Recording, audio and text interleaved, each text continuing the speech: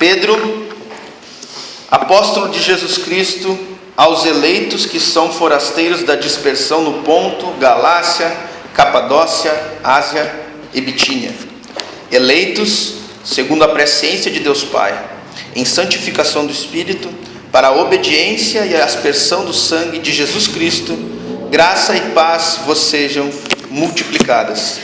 Bendito Deus e Pai de nosso Senhor Jesus Cristo, que segundo sua muita misericórdia nos regenerou para uma viva esperança, mediante a ressurreição de Jesus Cristo dentre os mortos, para uma herança incorruptível, sem mácula, imarcessível, reservada nos céus para vós outros, que sois guardados pelo poder de Deus, mediante a fé, para a salvação preparada para revelar-se no último tempo.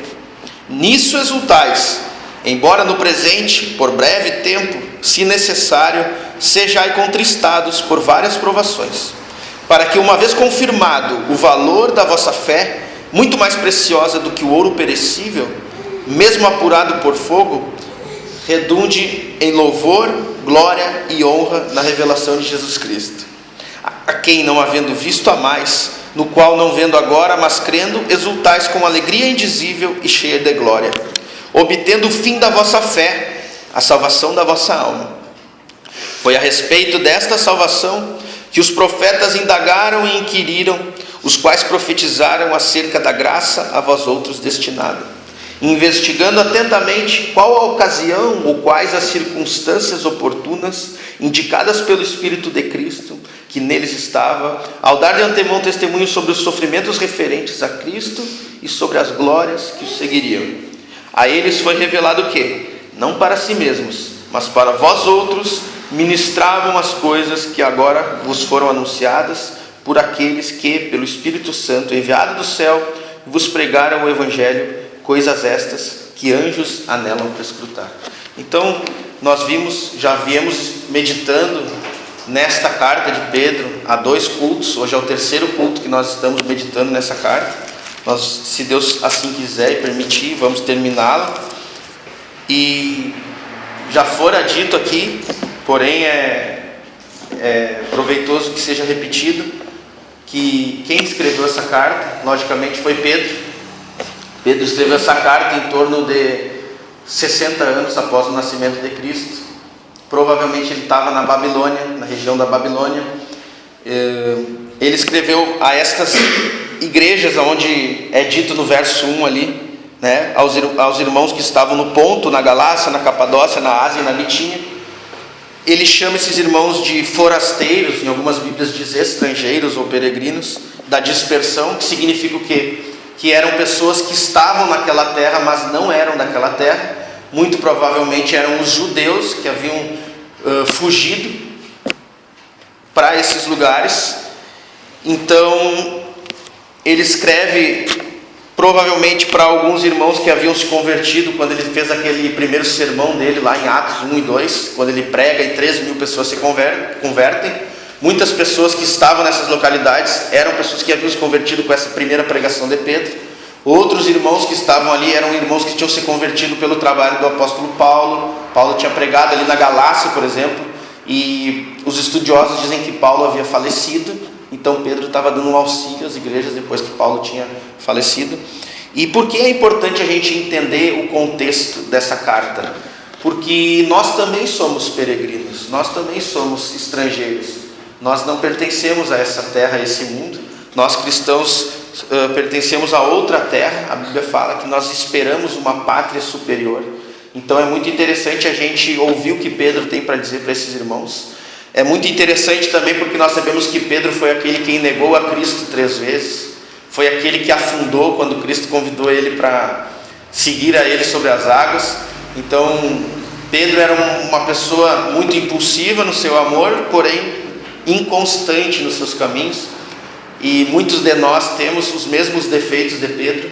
Então é muito bom olhar para o apóstolo Pedro e ouvir o que Pedro tem a nos dizer, porque Pedro, que foi tão inconstante hoje, né, pode ensinar a gente como vencer essa inconstância, como vencer a incredulidade, como ser mais firme, né, como o seu nome que é Cefas em grego, significa uma rocha, né? Pedro se tornou uma rocha para a igreja.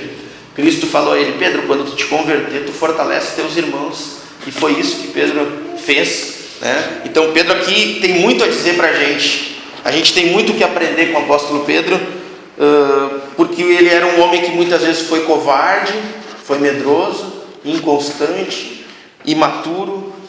E como então ele conseguiu, como que ele conseguiu então ter tamanho êxito na sua comunhão com Deus, como ele pôde exaltar a Deus de forma tão magnífica. É isso que Pedro escreve aos seus irmãos. A gente tem que entender a importância das cartas, a gente tem que entender a gente tem que ter um pouco da ideia do que se passava no coração de Pedro ao escrever essa carta.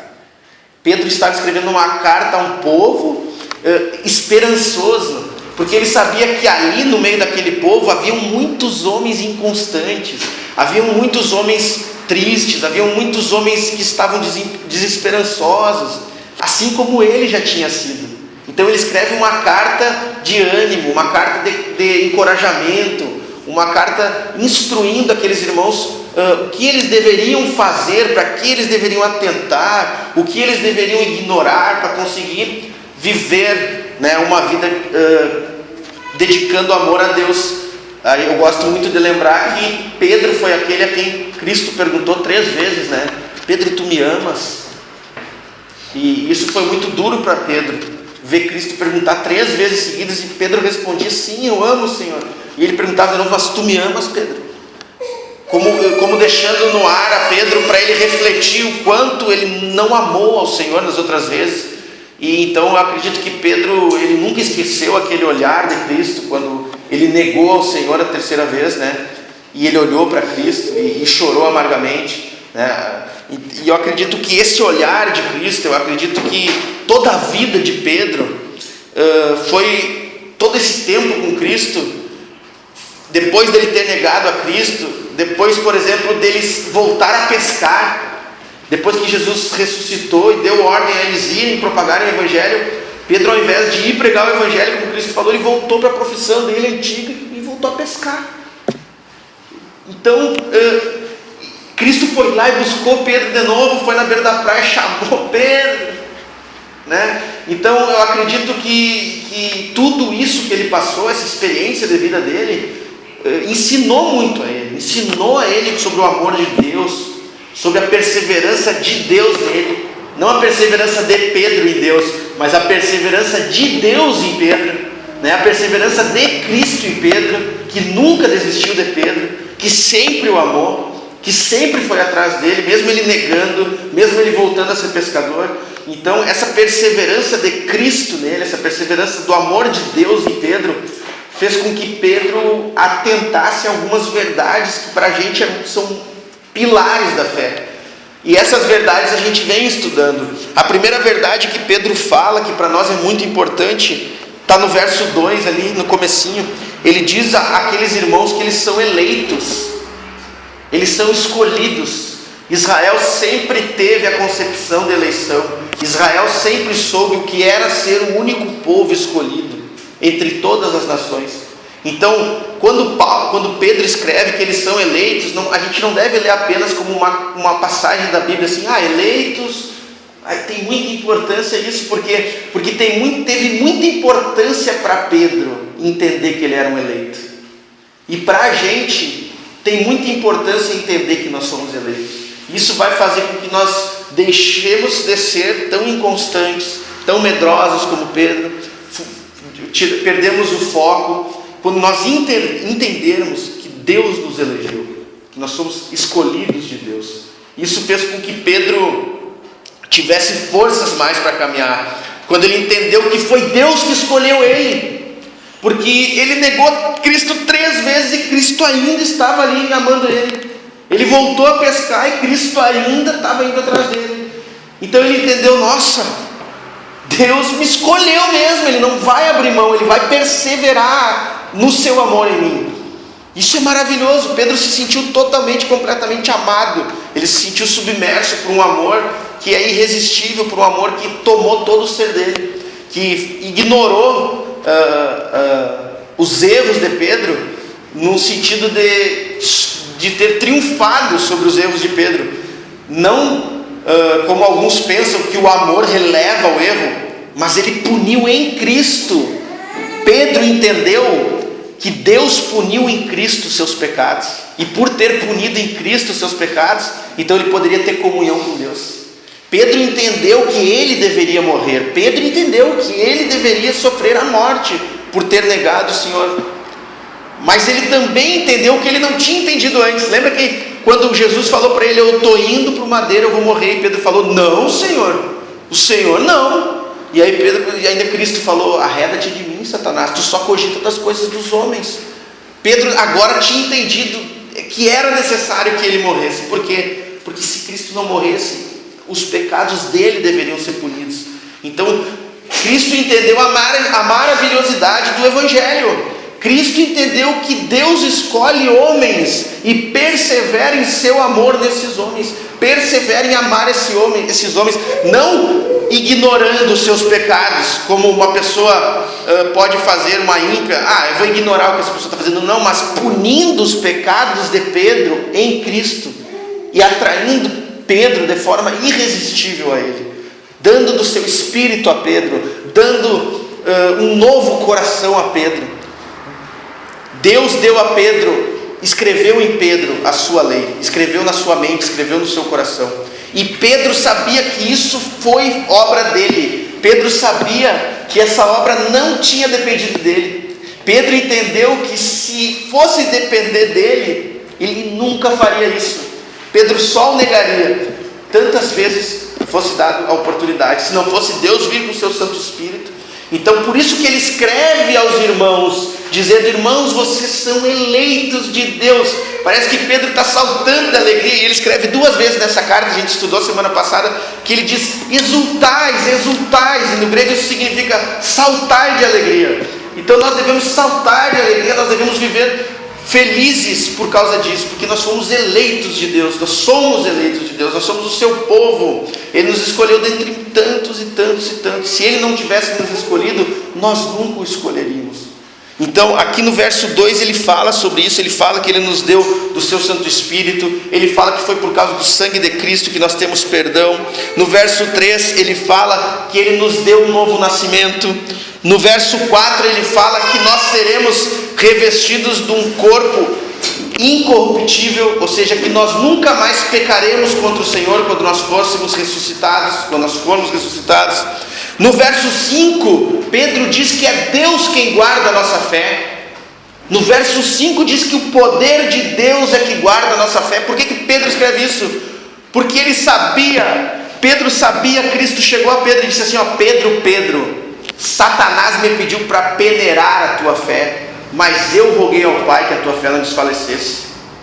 Pedro sabia que a fé dele era guardada pelo poder de Deus, e não por causa dele, porque se fosse por causa dele, ele já tinha perdido a fé dele. Cristo falou: se Pedro, Satanás pediu para te cirandar, para te peneirar, Pedro, tu já era, Pedro, tu ia naufragar de novo, Pedro, mas eu roguei ao Pai.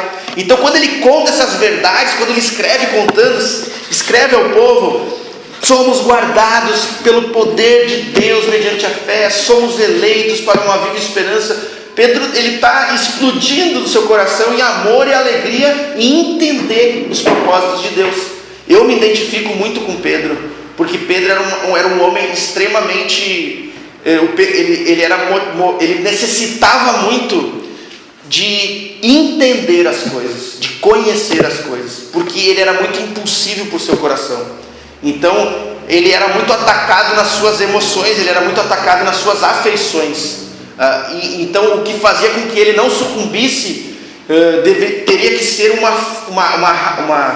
um entendimento racional muito forte do que Deus fez na vida dele, de quem Deus é, qual é o propósito dele. E Pedro, entendendo isso bem claro, muito claramente, ele conseguiria, quando viessem as tentações, quando viessem as provações, dizer não e permanecer. Então ele pensa: muitos devem ser assim também lá, então eu vou escrever. E ele mostra aqui que no verso 6 que nós devemos saltar de alegria, ainda que nós passemos por diversas tribulações e sofrimentos no presente século. Foi a pregação da semana passada. Basicamente a gente meditou semana passada sobre a vida do cristão nesse mundo, que ela não é isenta de sofrimentos, pelo contrário, ela exige sofrimento. Nós meditamos que no verso 6, na parte C do versículo, ou seja, depois da segunda vírgula, ele fala assim, se necessário, sejai contristados por várias provações. E esse ser necessário, a palavra necessário, significa inevitável. Ou seja, é inevitável o cristão passar sofrimentos.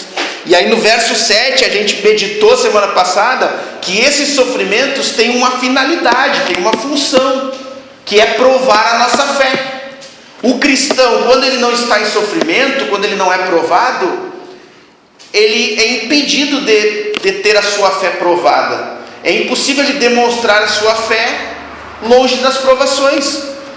Nós só vemos a coragem de um soldado quando estoura a guerra. Ele parado no quartel em guarda, nós não conseguimos ver a bravura dele. Então aqui a gente está vendo que Deus permite sermos provados, Deus permite o sofrimento no seu povo, justamente para que a sua fé seja provada, seja depurada como ouro. O ouro, ele é depurado com fogo, e nós somos depurados pelos sofrimentos. E nós, então, meditamos nos sofrimentos dos profetas, meditamos no quanto Paulo sofreu, meditamos em vários homens de Deus. Nós lemos lá Hebreus 11, lemos lá Coríntios 4, falando dos sofrimentos de Paulo.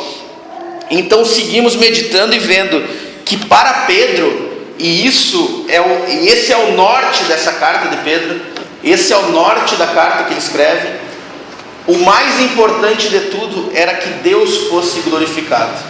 O mais importante de tudo era que ele entendeu que o ápice da vida cristã é amar a Deus sobre todas as coisas. Pedro entendeu isso. Pedro entendeu que não há nada maior, não há nada superior a uma pessoa viver uma vida toda demonstrando amor a Deus, obedecendo a Deus, vivendo para Deus, sendo santo a Deus. Pedro entendeu isso.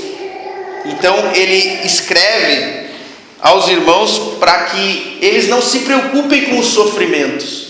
Nós sabemos o que a história da igreja cristã diz, que Pedro ele foi crucificado, Pedro foi martirizado, e ele pediu para ser crucificado de cabeça para baixo, porque ele não se considerava digno de ser crucificado como seu Senhor. A mulher de Pedro foi martirizada. Também. Pedro era casado.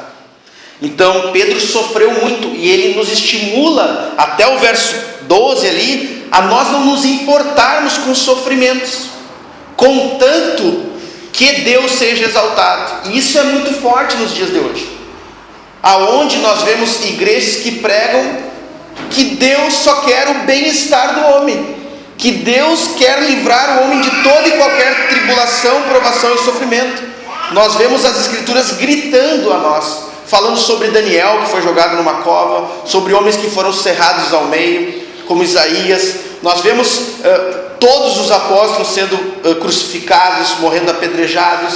Nós lemos sobre os sofrimentos do apóstolo Paulo, que foi castigado 3 vezes com 39 chibatadas. Ele foi assaltado, ele passou frio, nudez, fome. Então nós aprendemos de Pedro que os sofrimentos desse presente século não há de se comparar com a glória que há de vir. Que a esperança do cristão, ela não está nessa vida, que a esperança do cristão está no porvir. E Cristo falou sobre isso, Paulo falou sobre isso, a escritura inteira falou sobre isso, sobre nós não atentarmos para as coisas que se veem, mas para as que não se veem, que são eternas. Toda a escritura diz que o povo de Deus deve esperar o dia em que será reunido ao seu Senhor. Essa é a esperança, essa é a nossa alegria. O mundo será renovado, todo o cosmos, todo o universo será reconstituído em Cristo, que é o cabeça. E essa é a nossa esperança. Nós não temos esperança que Deus vá no presente século mudar o governo e fazer um governo justo. Nós não temos essa esperança. Os cristãos não têm essa esperança, que os políticos todos vão se converter e vão fazer leis cristãs. Nós esperamos que nos últimos dias o amor de muitos se esfrie. Nós esperamos que nos últimos dias as coisas piorem. É isso que nós esperamos. Então nós temos que se preparar para o sofrimento. Então Pedro, ele manda que nós tiremos os olhos dos sofrimentos, porque ele negou a Cristo. Por quê? Porque ele temeu sofrer. Pedro foi o cara que negou a Cristo, porque justamente Cristo tinha acabado de ser preso. Ele tinha acabado de ser preso, Cristo, e Pedro estava ali, e chegaram e falaram: tu não é um deles também? O que Pedro temeu ali? Ele falou: se souberem que eu sou um deles, eu vou sofrer. Então Pedro, não, 3 vezes. Então justamente Pedro entendeu quão ímpio é o pensamento de não sofrer. Como eu conversava com o irmão hoje antes do culto, ele falou: poxa, eu sofri, mas depois eu pensei, mas olha o que Cristo sofreu por mim.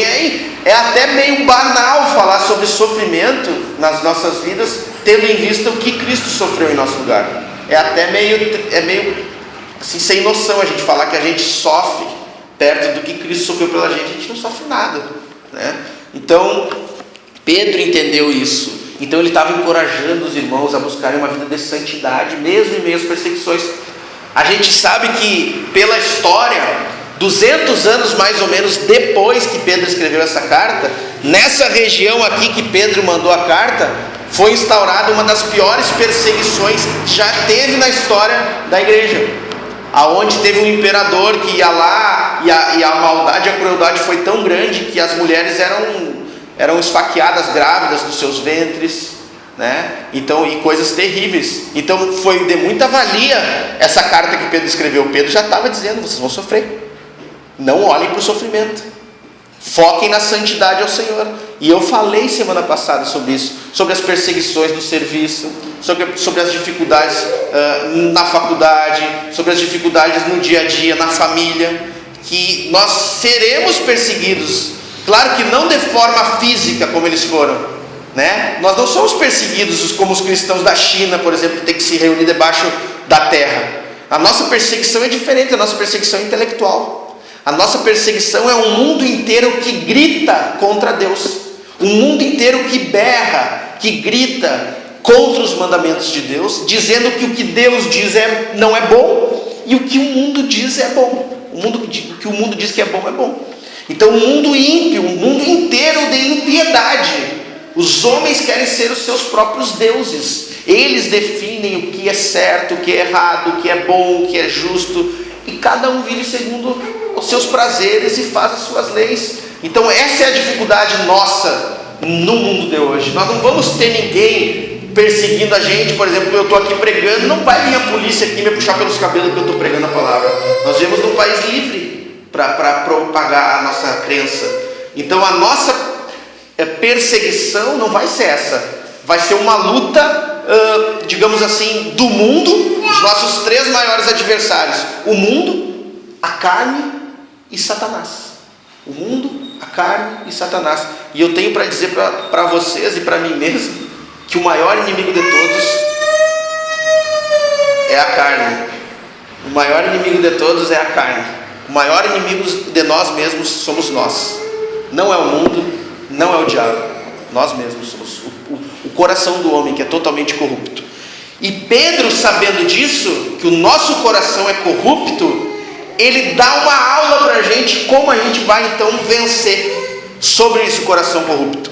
E é o que eu gostaria de ler com vocês depois dessa breve introdução, do verso 13 ao verso 16. Então Pedro diz assim: por isso. Por que Pedro diz assim, por isso, na primeira palavra do verso 13? Porque ele está retomando tudo aquilo que ele falou antes, tudo aquilo que eu tentei resumir agora. Ele está dizendo: por estas coisas, tá? Por estas coisas, ele diz assim, cingindo o vosso entendimento, sede sóbrios e esperai inteiramente na graça que vos está sendo trazida na revelação de Jesus Cristo. Como filhos da obediência, não vos amoldeis às paixões que tinhais anteriormente na vossa ignorância. Pelo contrário, segundo é santo aquele que vos chamou, tornai-vos santos também, vós mesmos em todo o vosso procedimento, porque escrito está: sede santos, porque eu sou santo. Então, o povo de Deus sempre estudou, ouviu sobre a lei de Deus. Toda criança que nascia em Israel ouvia a história do seu pai contar: da onde que nós viemos, papai? Da onde a gente veio? Da onde é que surgiu a nossa família? Como que a gente veio parar nessa terra? Quais são as histórias de glória do nosso povo? O que aconteceu de bom na nossa história? Quais foram os sofrimentos? E os pais explicavam: filhos, nós fomos feitos do primeiro homem, Adão. Então o homem pecou, caiu, transgrediu contra o Senhor. E aí eles contavam as histórias para os seus filhos: nós fomos anos escravizados no Egito, 400 anos, mas o Senhor apareceu a um homem chamado Moisés, nos tirou daquela terra, nos fez andar no deserto 40 anos. E aí eles contavam para os filhos todas as histórias do deserto. Então o povo judeu tinha uma expectativa, tinha uma verdade, uma essência que ninguém mais tinha. O povo de Deus era o povo de Israel era o povo de Deus. Isso era assim, na mente deles: nós somos o povo de Deus, nós somos o povo escolhido, o Senhor é o nosso Deus, o Senhor venceu todas as guerras por nós, o Senhor envergonhou o faraó e nos tirou do Egito, o Senhor nos cuidou no deserto, de dia, de noite, o Senhor fez chover pão do céu para nos cuidar no deserto, o Senhor fez de noite uma coluna de fogo para nos guiar, o Senhor de dia nos guiava com uma nuvem para cobrir o sol, para não ser forte para nós demais, o Senhor venceu todos os reis que se colocaram contra nós. Então era uma história mostrando como Deus perseverava em amar aquele povo. Então agora para os judeus era muito difícil eles entenderem porque eles estavam passando por tanto sofrimento de novo. E Pedro estava dizendo o que para eles? Agora está se cumprindo o final da história. Vocês estão caminhando para o final da história. Como essas pessoas que Pedro estava escrevendo eram praticamente judeus, Pedro estava tentando mostrar para eles tudo que Deus fez até agora, tudo que Deus fez pelo seu povo, está chegando no máximo da beleza. Qual é o máximo? Qual é o ápice dessa história da bondade de Deus? É que Deus sempre prometeu por meio dos profetas. Aquele povo que estava lendo a carta de Pedro eram judeus, e eles conheciam a história do seu povo, e eles conheciam as histórias que seus pais lhe contavam, que os profetas sempre prometeram que viria um Salvador, que salvaria o povo dos seus pecados, salvaria o povo das suas misérias. Então Pedro está dizendo: é com vocês são os eleitos, o Messias é Cristo, Ele é o Salvador. Não é a terra de Israel que é a terra prometida, é a terra celestial, os novos céus, são os novos céus e a nova terra. Atentem para isso, é isso que Pedro está falando nos versos anteriores: esperai inteiramente na graça do Senhor Jesus Cristo. Aqui no verso 13: esperai inteiramente na graça que vos está sendo trazida na revelação de Jesus Cristo. O que é a revelação? É a sua volta. Ele está dizendo: quando Ele voltar, vai acontecer tudo que Deus sempre prometeu ao povo dele. Quando Cristo voltar, o reino de Deus vai ser instaurado. Os judeus erradamente pensavam que esse Messias seria um rei, tipo assim, um rei que iria lá entrar em Jerusalém e tomar conta do imperador e fazer leis justas. O povo de Israel esperava isso, por isso tentaram fazer Cristo rei. Mas Pedro estava mostrando: não, vocês não entenderam, é superior. Ele vai fazer tudo novo, tudo. Ele vai reconstruir a humanidade, o homem. Ele vai reconstruir o homem. Ele vai arrancar aquela natureza dele pecaminosa e ele vai lhe dar um novo corpo, um corpo que nunca mais vai pecar, um corpo incorruptível. É isso que Deus vai fazer com vocês. O problema não é o coração do homem, pois Deus vai resolver o problema, vai dar um coração novo agora para vocês, e depois da sua volta, Deus vai ressuscitar vocês em um corpo incorruptível que nunca mais vai pecar contra Ele. E vai se cumprir a profecia que Deus prometeu, que um dia Ele teria um povo que todos eles obedeceriam ao Senhor, que nenhum diria ao outro: conhece a minha lei ou conhece a lei do Senhor, mas que todos conheceriam o Senhor. Deus sempre falou na sua palavra, pelos seus profetas, que um dia Ele teria um povo que o amaria, que um povo que seria todo do Senhor, porque Israel nunca foi todo do Senhor, sempre teve um remanescente, entre milhares era um ou outro que obedecia o Senhor, mas o Senhor sempre profetizou que um dia o povo dele seria um com Ele. Então Pedro está berrando na carta dele, dizendo: ei, se alegrem, não se preocupem com os sofrimentos são normais. Nossos pais sofreram no deserto, nossos pais sofreram no Egito, nossos pais sofreram até agora, mas Cristo veio. Esperar inteiramente na graça que está preparada para vós, na revelação do Messias. Quando Ele vier, Ele vai reconstruir tudo. Era isso que Pedro estava fazendo. Pedro estava encorajando aquele povo a esperar exclusivamente na volta de Cristo, na ressurreição. Então ele fala assim, por isso, no verso 13, cingindo o vosso entendimento. Essa expressão cingir é uma expressão que para a gente não é muito fácil de entender, porque nós não usamos as roupas que o povo usava naquela época.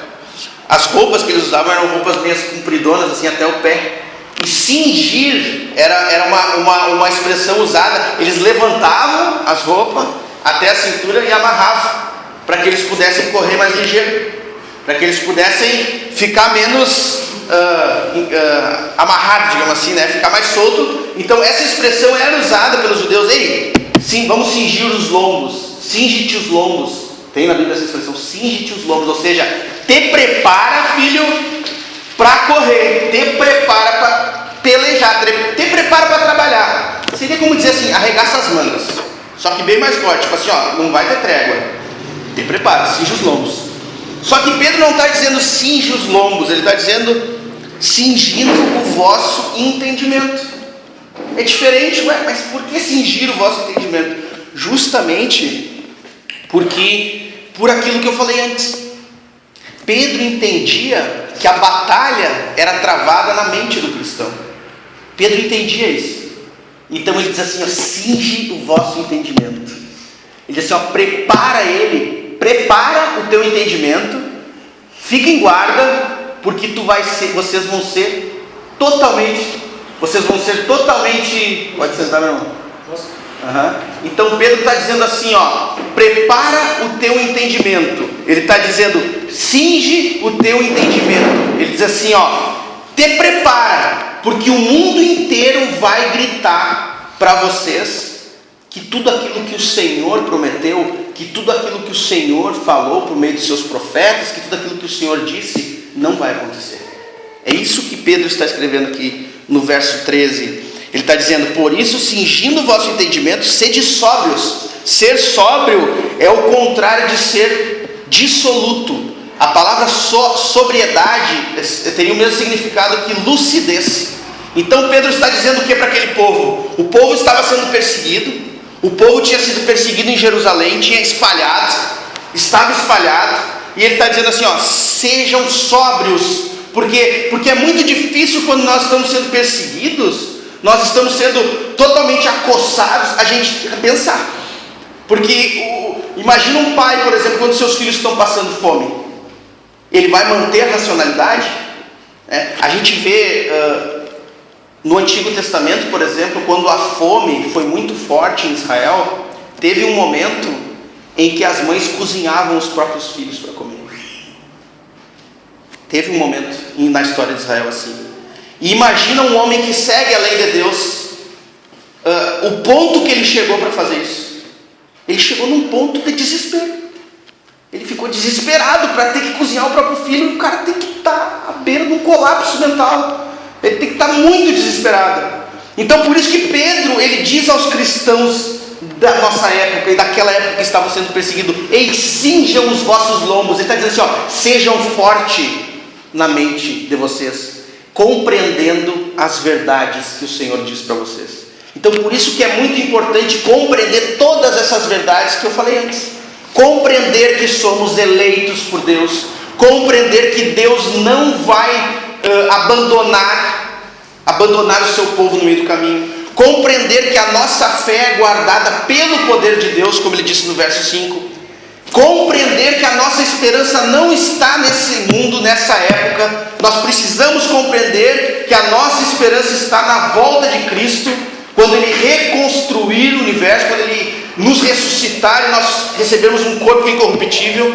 Pedro está dizendo: vocês têm que ter essas verdades firmes na mente de vocês, porque os sofrimentos e as perseguições serão incessantes, serão cruéis contra vocês. O mundo inteiro vai gritar, o mundo inteiro vai bradar que a palavra de Deus falhou. O mundo inteiro vai gritar, vai bradar que os mandamentos de Deus não devem ser seguidos. Os imperadores vão perseguir vocês, e aconteceu isso a essas pessoas. Vocês vão passar dificuldades, vocês vão ter parentes mortos, vocês vão perder amigos, vocês vão perder as suas casas. É isso que Pedro está dizendo. Então, para que vocês continuem firmes, ele dá a dica. Que dica ele nos dá no verso 13? Então, cinjam os seus entendimentos, ou seja, não ajam não deixem que as circunstâncias façam com que vocês venham a fraquejar na fé. Lembrem das verdades que Deus falou a vocês. Lembrem, vocês são o povo de Deus. Lembrem, vocês foram escolhidos. Lembrem, vocês receberam do Espírito Santo. Lembrem, Cristo morreu por seus pecados. Vocês são salvos. O Senhor vai ressuscitar todos vocês. Não sucumbam, não aceitem as perseguições. Fiquem firmes. Lembrem de quem vocês são. Lembrem de quem é o Deus de vocês. O Deus que tirou vocês lá do deserto. O Deus que arrancou vocês do faraó. O Deus que supriu vocês durante a peregrinação, que deu pão do céu, que guiou pelo fogo, pela nuvem, que fez sair água da rocha, que não deixou que as suas sandálias se desgastassem nesses 40 anos do deserto. Lembrem de quem vocês são. Lembrem quando vocês chegaram na terra prometida, como que Deus fez para expulsar toda aquela gente idólatra. Deus deu a vitória de formas inimagináveis. Pedro está dizendo: não esqueçam a história do seu povo, não esqueçam a história, não esqueçam quem vocês são. Não acabou, está apenas começando, porque o povo judeu estava totalmente apavorado. Eles estavam apavorados porque Deus prometeu que viria o Messias, e agora eles pensavam que o Messias ia sobrepujar o imperador lá em Jerusalém e dar paz ao povo de Israel, mas isso não aconteceu. Pelo contrário, eles foram perseguidos e tiveram que sair correndo. Um monte de gente morreu, perderam amigo, perderam familiar, trocaram de casa, e eles falaram: meu santo, mas... Então Pedro está dizendo: esperem inteiramente. No verso 13 ele está dizendo: esperem inteiramente na graça que vos está sendo trazida na revelação de Jesus Cristo. Então o cristão, o foco do cristão, a esperança do cristão não está nessa terra. Não está nessa terra, ao contrário do que muitos falam. Não temos promessas de termos cura de todas as nossas doenças aqui e agora. Paulo tinha uma doença, pediu 3 vezes ao Senhor para ser curado. 3 vezes ele rogou ao Senhor, o Senhor disse: não, a minha graça te basta. Ele não declarou, ele não profetizou, ele não determinou, ele não fez corrente, ele não fez nada. Ele rogou humildemente ao Senhor 3 vezes: Senhor, me cura se tu queres. O Senhor disse: não, Pedro, a minha graça te basta. Então nós não temos promessas de cura para agora, que todos nós seremos curados. Nós não temos promessas que nossos pais, se morrerem, vão ser ressuscitados, ou nossos filhos. Nós não temos promessas que nós não vamos ter dificuldade na nossa casa, no nosso casamento, na nossa família, no nosso trabalho. Pelo contrário, Pedro está dizendo: se preparem para o sofrimento, se preparem para a dificuldade. Então, essa mentalidade de que tudo vai dar certo no agora, ela é demoníaca. Ela é demoníaca, porque Deus usa o sofrimento. Nós vimos aqui no verso 7 do capítulo 1, dizendo que Deus prova a nossa fé pelo sofrimento. Como o ouro é depurado pelo fogo, assim Ele prova os cristãos, o seu povo, pelo sofrimento. E o povo de Deus sempre sofreu, sempre teve luta contra o povo de Deus. Então nós esperamos no futuro, nós esperamos no dia em que toda lágrima será enxugada, nós esperamos no dia em que não haverá fome nem sede, nós esperamos no dia em que o lobo andará junto com o cordeiro, nós esperamos nesse dia em que o nosso rei vai nos buscar. Nós devemos andar nessa terra como peregrinos. Nós não somos daqui. Nós não somos daqui. Não estou dizendo aqui que Deus não cura, que Deus não faz milagres. Deus cura, é lógico, Deus cura. Nosso Deus é o todo alto poder que há nos céus e na terra. Mas nós não temos promessas de que todas as vezes que nós pedimos para ser curados, como alguns dizem, nós vamos ser curados. Nós não temos a promessa. Por exemplo, eu vejo muitas mães aflitas com seus filhos na droga. Infelizmente, nós não temos promessa que todos estes filhos vão sair das drogas. Não é uma promessa, porque justamente essa escravidão é uma punição. É uma punição porque o povo abandonou a lei de Deus. Então Deus já está punindo. Então quando vem uma pessoa e diz: Rafa, eu queria pedir uma oração para que o meu filho saísse das drogas, eu queria pedir uma oração para que o meu marido parasse de beber, eu queria pedir uma oração, e eu pergunto para ela: e você já fez uma oração a Deus pedindo perdão por esses pecados que ofendem tanto a Deus? Não, mas é que eles estão sofrendo. Sim, eles estão sofrendo, mas a situação não é essa. Deus está sendo ofendido. Nós temos essa tendência de sempre olhar para o homem. Sempre olhar para o homem. Não, mas eles estão sofrendo. Mas Deus está sendo ofendido. Eu até contei a história do parente meu, de uma parente minha que ligou e falou, uma pessoa que eu amo muito, falou: ela foi lá buscar num terreiro de Umbanda e tal, uma ajuda e tal. Ora por ela, porque olha só o mal que ela está fazendo para a vida dela e a maldição que ela está trazendo para a vida dela. E eu perguntei assim: e a ofensa que ela está fazendo contra Deus? Tu já pensou nisso? Não, mas ela está sofrendo e ela está indo para o caminho errado. Eu disse, eu sofro pelo sofrimento dela, eu sofro. Mas eu me sinto muito mais triste pela ofensa que ela está fazendo contra Deus, porque Deus é um Deus santo, e ela está ofendendo a Deus, buscando ajuda em falsos deuses que não existem, ao invés de buscar em Deus ajuda. Isso é ofensivo a Deus, é insultante, é ímpio, é maligno, é sujo, é diabólico, é totalmente terrível, abominável alguém buscar, ignorar a Deus e buscar ajuda em falsos deuses. Então, primeiramente, eu me ajoelho e peço perdão a Deus, que Deus tenha misericórdia por causa da santidade dele que está sendo ofendido. Pedro entendia isso. Pedro entendia que o que importava mesmo não era se nós estávamos sofrendo ou não, que o que importava mesmo é se nós estávamos dando a Deus a glória que lhe é devida ou não, mesmo em meio ao sofrimento. Era isso que Pedro estava dizendo ao povo: vocês vão ser perseguidos, claro que vocês vão ser perseguidos, cinjam o vosso entendimento, porque as tormentas, as dificuldades, as batalhas vão balançar vocês para todos os lados, e se vocês não lembrarem quem vocês são, da onde vocês vieram, quem é o Deus de vocês, e que a esperança de vocês não está aqui, vocês vão cair. Porque se nós nesse mundo ficarmos esperando que todos os nossos problemas sejam solucionados aqui e agora, nós vamos cair, porque não vão ser solucionados. Não vai adiantar o pastor decretar, não vai adiantar a gente declarar, não vai adiantar a gente profetizar. Isso não é falta de fé, essa é a realidade. Se o cristão não sofresse, Paulo não seria açoitado 3 vezes por 39 chibatadas, Daniel não seria lançado na cova dos leões, Isaías não teria sido cerrado ao meio, Estevão não... Sabe como o apóstolo João morreu? Numa caldeira de óleo quente, fervendo. Então é meio utópico pensar que tudo vai acontecer aqui agora e vai mudar. Então Pedro sabia disso. Então se nós ficarmos esperando que na nossa família não vai mais ter mais problema, no nosso trabalho tudo vai ser solucionado, vai dar tudo certo aqui, no meu casamento agora meu marido vai ser o melhor marido do mundo amanhã começa agora 8 horas, o pastor falou lá no culto. É mentira. Nós temos que nos preocupar. O profeta Isaías falou: se vocês querem se queixar, queixem dos seus pecados. Davi falava: rios de lágrimas caem dos meus olhos, porque a tua lei é quebrada. Davi chorava porque a lei de Deus era quebrada, não porque ele estava sofrendo, não porque tinha dificuldade, não porque ele era perseguido por Saul. Davi chorava porque a lei de Deus era quebrada. Era isso que doía em Davi. Não era que ele não está, eu estou passando fome, eu estou aqui morando em caverna, eu estou aqui sendo perseguido por Saul, eu estou chorando, rios de lágrimas correm nos meus olhos. Não falava isso. Falava: rios de lágrimas correm nos meus olhos, porque a tua lei é quebrada, Senhor. Então é isso que Pedro está dizendo para nós. Quando ele fala no verso 14, como filhos da obediência, não vos amoldeis as paixões que tinham anteriormente, na vossa ignorância. Olhem como ele faz um paralelo da ignorância a uma vida dissoluta.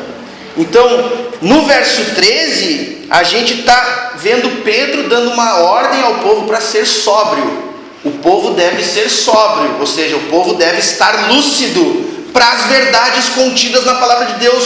O povo não pode ser enganado, não pode pensar que sofrimentos não vão vir sobre o povo de Deus. Pelo contrário, eles têm que entender que isso é fruto deles serem escolhidos por Deus, deles serem filhos de Deus. Então Paulo diz: sejam sóbrios, cinjam o vosso entendimento, porque agora vocês conhecem a verdade.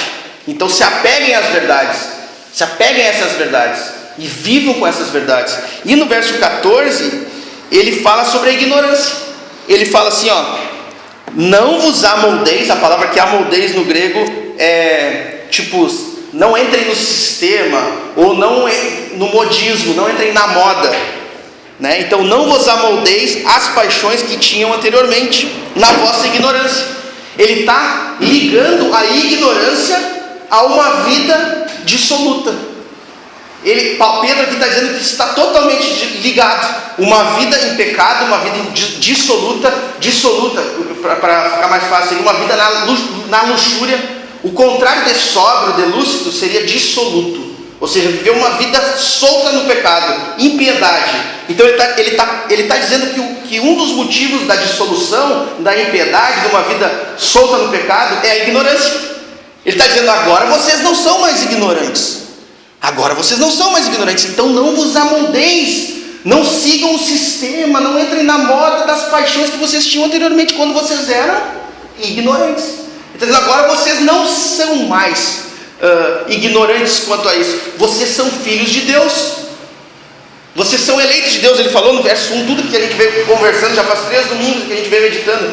Vocês são o povo de Deus. Vocês são os filhos de Deus. Vocês são aqueles em que Deus vai estabelecer o seu reino. O Messias vai vir, vai fazer isso. Vocês são aqueles que foram tirados do Egito, como eu falei, caminharam no deserto, foram para a terra prometida. Vocês são esses. Então assim, vocês são propriedade exclusiva do Senhor. Ele fala também nessa carta dele mais para frente. Vocês são propriedade do Senhor. Então não vivam de forma como os ímpios vivam. Não vivam de forma dissoluta. Não vivam na dissolução. Sejam sóbrios. E ele fala assim, pelo contrário, no verso 15: segundo é santo aquele que vos chamou, tornai-vos santos também vós mesmos, em todo o vosso procedimento. Tá? Então, segundo é santo aquele que vos chamou, sejam santos vós também, né? Com todo o vosso procedimento. A palavra santidade aqui, ela é usada para nós, para os homens, assim como ela é usada no sentido assim, separado para uma finalidade. Por exemplo, os utensílios que eram usados lá no templo, no Antigo Testamento, eram santos. Por exemplo, a arca era santa, o castiçal era santo, o candelabro era santo, né? Tudo era santo, porque ele era usado para o serviço de Deus. Então aqui Pedro está dizendo que nós também somos santos. Nós somos separados, santificados pelo Espírito de Deus para o serviço a Deus. Ou seja, para dar glória a Deus, para exaltar o nome do Senhor, para santificar o nome do Senhor. Então ele está dizendo assim como é santo aquele que vos chamou, vocês também devem ser santos, tá? E aí ele fala no verso 16: porque escrito está, sede santos, porque eu sou santo. Onde que está escrito isso que Pedro fala assim, porque escrito está? Estava escrito lá no Pentateuco, nos 5 primeiros livros da Bíblia, que é a Torá, que todo judeu lia. Então ele mostra muito que essa carta está sendo escrita para o povo judeu que conhecia a lei. Ele está dizendo, não está escrito sede santos porque eu sou santo. Isso está escrito lá em Levítico capítulo 11, versos 44 e 45. Foi quando Deus deu toda a lei dele para o povo, o que o povo podia comer, o que o povo não podia comer, o que o povo devia fazer, o que o povo não devia fazer. E ele no final da lei diz assim, sede santos porque eu sou santo. Ele está dizendo. Então a gente vê que nós, como ele falou no verso 14, nós devemos ser filhos da obediência. Uma pessoa que nasceu de novo, que tem a natureza de Deus, ela deve odiar o pecado. Ela deve odiar o pecado. Um peixe, ele não tem como voar. A natureza dele impede isso. Assim como a natureza das aves impedem elas de nadar. Isso é contra a natureza delas. Uma natureza pecaminosa, ela se agrada do pecado, ela tem prazer no pecado. Os filhos de Deus não têm prazer no pecado. É por isso que Pedro está dizendo: vocês nasceram de novo, vocês são santos. Eu posso dar um exemplo, por exemplo, um argentino nunca vai torcer para o Brasil, num jogo Brasil-Argentina. Um colorado não tem como amar o Grêmio, e um gremista não tem como amar o Inter. Isso é contra a natureza deles. Por quê? Porque é mais forte que eles. A mesma forma, se Deus realmente fez com que nós nascêssemos de novo, se Deus realmente nos deu do seu Santo Espírito, se realmente nós somos o seu povo, nós tivemos a nossa natureza modificada quando o seu Espírito veio sobre nós, tirou o nosso coração de pedra, aquele coração que não sentia nada de dor quando pecava, e nos deu um coração de carne. Ele escreveu a sua lei no nosso coração. Se nós somos filhos de Deus, nós vamos ter prazer nos seus mandamentos. Nós vamos amar cumprir os seus mandamentos. Isso vai ser natural. Uma pessoa que está viva, nós todos aqui estamos vivos fisicamente, né? Nós vamos sentir fome. É impossível uma pessoa estar viva e dizer: eu não tenho fome. Faz uma semana que eu não tenho fome. É impossível. Porque a fome, ela está totalmente ligada a estar vivo. Toda pessoa viva tem fome. Toda pessoa que está viva espiritualmente, ela tem fome de Deus. Toda pessoa que nasceu de novo, ela tem fome de Deus, ela tem sede de Deus. O salmista escreveu: assim como a corça suspira pelas águas, a minha alma ela tem sede de ti, tem sede do Deus vivo. O salmista escreveu: mais do que os guardas eles torcem, eles anseiam pela manhã, pelo romper da alva, assim, muito mais do que eles eu espero por ti, Senhor. O salmista dizia: um dia nos teus átrios vale mais do que 1000 dias longe deles. Jesus falou: aquele que me ama guardará os meus mandamentos. Ninguém pode servir a 2 senhores, amará um e odiar o outro. Paulo falou: ninguém pode ser amigo do mundo e inimigo de Deus. Ou você é amigo do mundo e inimigo de Deus, ou você é inimigo de Deus e amigo do mundo. Então, se o nosso coração foi modificado, aqui Pedro está dizendo: vivam como filhos da obediência, sejam santos. Deus é santo. Então, para nós que não somos perseguidos fisicamente como os cristãos lá da China, ou como esses cristãos que estavam recebendo essa carta, que estavam sendo bem perseguidos na época, nossa perseguição não é física, nossa perseguição é intelectual. É o mundo, é a carne e é Satanás. Esses são nossos adversários. Como eu falei antes, ninguém vai aqui fechar a igreja porque a gente está cultuando a Deus. A gente não tem esse tipo de perseguição aqui no Brasil, né? Então a gente vai ser atacado pelo nosso coração, que é pecaminoso, que vai sempre tentar ainda, porque ele tem um resquício do mal nele, né? Ou o mundo vai tentar abafar o nosso novo nascimento, e o diabo. Na verdade, o diabo menos faz. Vamos dizer que o maior inimigo, como eu disse antes, somos nós mesmos, né? Porque a Bíblia fala que ninguém é tentado por algo que não cobiça. Ninguém é tentado senão por suas próprias cobiças. Então o diabo ele precisa de matéria-prima. Ele não tem matéria-prima, ele precisa que a gente tenha alguma cobiça no nosso coração ainda, para que ele possa usar daquela cobiça para que a gente venha pecar. Então quem é o maior inimigo? Nosso coração, né? Então nós vemos aqui Pedro dizendo que nós temos que ser santos em todo o nosso procedimento. Então, para finalizar, no verso 16, quando ele diz: sede santos, porque eu sou santo, é um imperativo, não é opcional. Ser cristão e não ser santo, não se santificar, não amar os mandamentos de Deus, é uma contradição. Não é opcional, como alguns liberais gostam de falar. Não, a lei de Deus é como se fosse um conselho, assim, Deus quer o melhor, e Ele vai lá e dá um conselho. Se tu quiser seguir é bom, se tu não quiser seguir não é que seja ruim. Não. É imperativo: sede santos porque eu sou santo. Vocês são meu povo, eu sou santo. Querem se relacionar comigo? Sejam santos. É isso que Deus está dizendo. Não é opcional. A Bíblia fala lá, Romanos 11:36, porque dele, por meio dele e para ele são todas as coisas. Nós vivemos para a sua glória, para santificar o nome do Senhor. O que é santificar o nome do Senhor? É que todos possam ver o quão santo Deus é em nossas vidas, pelo nosso procedimento. E esse é o anseio de todo cristão. Eu falando aqui sobre essa carta de Pedro, eu venho falando como quem fala a cristãos, porque Pedro está está escrevendo a cristãos. Agora, por isso que eu estou dizendo, nós somos eleitos, nós somos santos, somos o povo de Deus. A nossa maior preocupação tem que ser viver uma vida que glorifica a Deus, né? Fomos santificados, não devemos esperar somente no agora, devemos esperar no futuro, porque nós estamos aqui falando como o povo de Deus. Agora, é também interessante, no final dessa meditação, nós também refletimos se isso acontece nas nossas vidas ou não. Porque se essa preocupação de Pedro não é a nossa preocupação, algo muito errado está em nossa vida. Se ao contrário de Pedro, que esperava inteiramente na revelação do Senhor Jesus, ou seja, quando ele viesse, nós esperamos no agora, algo está errado com a nossa vida. Porque Pedro dizia para esperarmos inteiramente na vinda de Cristo, na revelação de Cristo. Não estou dizendo que a gente não deve lutar para vencer, não deve orar, não deve buscar o melhor, que Deus transforme todas as áreas da nossa vida. Claro que a gente deve fazer isso, mas nós temos que saber que isso só vai ocorrer de fato na sua vida. Podem algumas coisas ocorrer, né, que Deus conceda, mas que na verdade isso não é importante aqui para Pedro. Não foi importante para ele. Ele diz, não esperem inteiramente. Inteiramente pode ser traduzido como totalmente. Coloquem todas as fichas de vocês na volta de Cristo. Todo o coração de vocês na volta de Cristo. Jesus já falou isso, né? Não ajunteis tesouros aqui na terra. Paulo falou, né? Esperais, né? Os sofrimentos presentes, Paulo falou, não há onde se comparar com a glória que está por vir. Então, se o nosso coração espera no agora, quer uma solução agora, nós não queremos a Deus. Nós queremos uma solução para os nossos problemas. É bem diferente.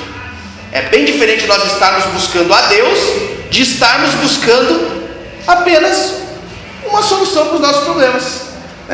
Eu visito algumas pessoas para ensinar a palavra durante a semana e tinha um rapaz que eu estava constantemente perguntando. Eu não gosto de ser chato, né? Quando a pessoa fala, não quero, tá tranquilo. E eu ainda sempre pergunto, cara, se eu estou te incomodando, já me fala que eu não quero ser aquele cara chato que fica toda hora, eu posso ir aí, eu posso, Deus me livre disso. Então, e ele nunca quis estudar a palavra. E para minha surpresa, semana passada ele, cara, tem como tu vir aqui para estudar a palavra e tal? Tá, tem sim. Mas o que houve? Não, é que eu tô querendo tirar minha carteira de motorista, gurizão, ele tem 18 anos, e tô com medo de não passar na carteira. E eu disse assim, tá, cara, deixa eu te falar uma coisa. Deixa eu ser bem duro contigo, assim, mas por amor eu vou falar para ti. Eu falei assim, cara, tu não tá buscando a Deus, cara. Tu não está buscando a Deus, entende? Tu está buscando tirar a carteira de motorista. E aí tu quer que eu vá, porque tu acha que tipo assim, tu vai ganhar uns pontinhos com Deus ouvindo a palavra dele. Não é assim que funciona. Não é assim que funciona. As pessoas ainda têm uma ideia de que Cristo está rastejando, implorando, vem para mim, vem que eu posso melhorar a tua vida, eu posso te dar um casamento melhor, eu posso... como se Cristo fosse um coitado. E aí esse rapaz estava querendo dar uma chance para Deus, tipo assim, vou dar uma colher de chá, vou lá ouvir uma vez, mas eu também quero a minha carteira depois, né? Não pode falhar a carteira de motorista. Então eu entendo ele, é lógico que eu entendo ele, né? Ele não entende, ele não conhece a Deus. Mas é como eu falei uma vez no culto, eu falei, existem pessoas que falam, eu amo a Deus, eu tenho Deus no meu coração. Você ama os mandamentos de Deus? Uma vez um amigo meu perguntou, Rafa, eu sei que eu sou salvo, mas assim, só para certeza, assim, Deus garante a salvação mesmo? Deus garante a salvação, é claro, se ele falou, né? E ele disse assim, então tá bom. E eu disse, tá, mas vem cá, cara, por que tu quer tanto ser salvo? Ele não vai querer ser salvo. E eu disse, não, peraí, só uma pergunta, tu tem prazer em meditar na lei do Senhor? Não lembro. Tá, tu tem prazer em estar em comunhão com o povo de Deus? Faz uns 3 anos que eu não vou na igreja. Tu tem prazer de orar ao Senhor? Tem prazer, tem satisfação em orar ao Senhor? Não tenho orado muito. Tu tem prazer em cantar louvores a Deus, em entoar gratidões ao Deus que é santo? Não. Fala! Muito chato essas perguntas aí. Por que tu estás querendo saber isso afinal? Então não é atrativo para ti ser salvo. Porque no céu só vai ter comunhão com os santos, orações ao Senhor, hinos de gratidão. Eu disse, a gente vai ouvir a Deus face a face. Eu disse, se tu não tem prazer de ouvir a Deus agora, não tem prazer de estar com os teus irmãos agora, não tem prazer de adorar a Deus agora, não tem prazer de estar em comunhão com os seus irmãos agora, por que tu vai ter prazer naquele dia? O céu não é atrativo para ti. Eu falei, não tem nem graça. Eu falei. Eu perguntei antes para ti, e antes eu tinha perguntado para ele, tu ainda está cometendo algum pecado que tu se deleita nele? Ele falou assim, O problema é a mulher, né, cara? Sabe como é que é? Eu sei como é que é, eu sei que é difícil de ser, eu entendo, mas tu tá vivendo isso e gosta? Eu gosto do pecado. Eu gosto do pecado. Eu falei, então se tu gosta do pecado, tu vai odiar o céu, cara. Lá não tem pecado, velho. Eu falei, não tem. Pode correr os 4 cantos do céu que não vai ter mulher lá para tu pecar. Eu falei, desse jeito é que tu quer pecado, isso não tem como. Eu falei, então as pessoas têm uma falsa ideia de quem Deus é. Como se Deus fosse aquele meio para que Ele consiga tudo o que quer. E as igrejas estão virando nisso. Buscar a Deus para conquistar aquilo que eu quero. Ao invés de vir ao culto para dar o culto a Deus, as pessoas não vão lá no culto receber.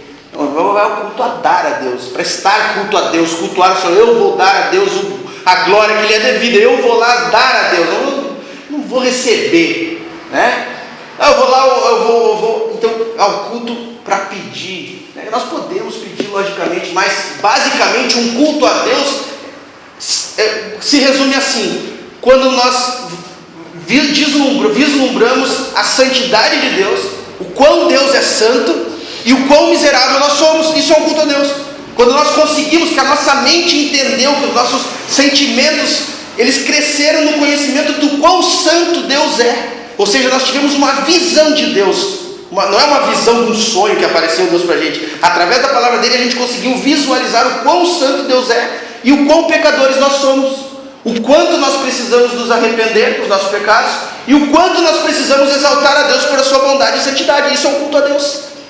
Então, um culto a Deus sem arrependimento não é culto. Um culto a Deus sem glorificar a Ele, sem exaltar a Ele, não é culto. Então, a gente vê que hoje a maioria das igrejas modernas não tem culto. É um culto a si mesmo. O centro do culto é o homem. Da terça-feira tem o dia de uma bênção, na quarta outra, na quinta outra, na sexta outra. É tudo certinho. Hoje eu quero ser feliz nisso. Hoje eu quero buscar a vitória naquilo. Hoje o culto não é para Deus. Não é um homem buscando se arrepender dos seus pecados para um Deus que é santo. É um homem buscando soluções. Soluções para casa, soluções para emprego, soluções.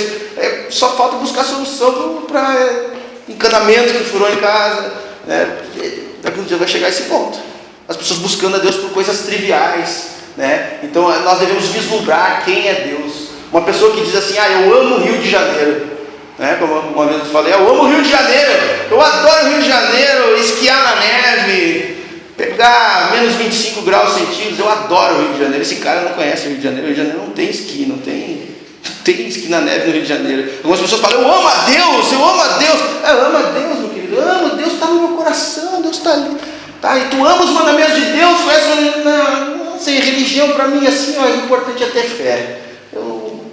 Na verdade, eu acho que Deus não está se importando muito com isso. Deus quer que a gente ame o próximo. Está que nem o cara do Rio de Janeiro. Ele acha que Deus, então, é um cara imundo, que não importa o que tu faça, que ele aceita qualquer coisa, e que o importante é amar o próximo. Eu pergunto, como amar o próximo, então, sem conhecer a lei de Deus? É meio difícil. Né? Então, aqui Pedro, para finalizar mesmo, né, pela terceira vez finalizando, Pedro aqui está dizendo assim, sejam santos. Sejam santos, é uma ordem, sejam santos. E essa é a ordem para a gente hoje, porque é santo que Ele vos chamou. Não se importem com o sofrimento, não foquem nisso, não vejam as dificuldades. Sejam santos, essa a preocupação de vocês. Tirem os olhos do sofrimento, tirem os olhos dos problemas, tirem os olhos das misérias. Sejam santos em meio aos sofrimentos. Sejam santos porque Deus é santo. Não importa se vocês estão sendo perseguidos, não importa nada. O que importa é se vocês estão sendo santos no meio da perseguição. Não importa se está tendo dificuldade, o que importa é se você está sendo santo no meio da dificuldade. É aquela velha deturpação de Filipenses 4,13, onde muitos colam nos seus carros, né? Tudo posso naquele que me fortalece. Esse tudo posso naquele que me fortalece é justamente Paulo dizendo que ele podia passar fome naquele que fortaleceu ele. Se vocês abrirem a Bíblia de vocês e começarem a ler lá no capítulo 4 de Filipenses, do verso 1 ao 13, Paulo está falando, eu posso passar fome, eu posso passar frio, eu sei o que é ser preso, tudo eu posso naquele que me fortalece. Ele não está dizendo que Deus vai mudar a situação dele, ele está dizendo que ele pode aguentar o sofrimento naquele que fortalece ele, porque para Paulo o mais importante era que Deus fosse exaltado no corpo dele, e não que Paulo recebesse benefícios temporários. Então que os nossos olhos estejam nisso também. Que os nossos olhos estejam como Pedro, né? Vislumbrando, visualizando o tamanho da graça de Deus que veio sobre nós, que nos escolheu, nos chamou, nos santificou, nos arrancou dos pecados, do domínio do pecado. Nós não somos mais escravos do pecado, e que nós venhamos a tirar os nossos olhos do mundo, do agora, e pensar nas coisas que estão por vir, que nós possamos esperar inteiramente na revelação de Jesus Cristo, na sua vinda, e que nós não venhamos mais a nos preocuparmos com o agora apenas, mas que nós saibamos que haverá um dia em que a justiça reinará, haverá um dia em que toda lágrima será enxugada, haverá esse dia onde tudo será justo, tudo será paz, tudo será amor, tudo será bondade, tudo será alegria. Há esse dia para nós temos esse dia, mas esse dia está inteiramente na revelação de Jesus Cristo. Amém?